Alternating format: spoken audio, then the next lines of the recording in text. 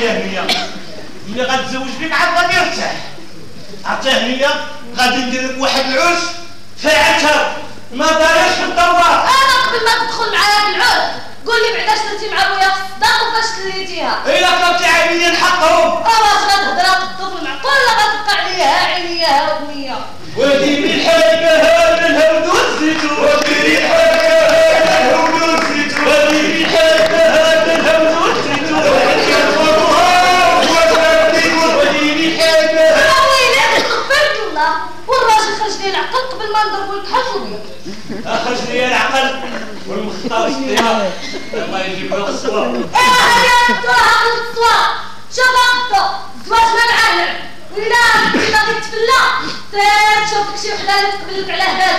هذه راه بتسحت توجهك على الله. اهني ولا بغيت نضحك معاك الحق. اهني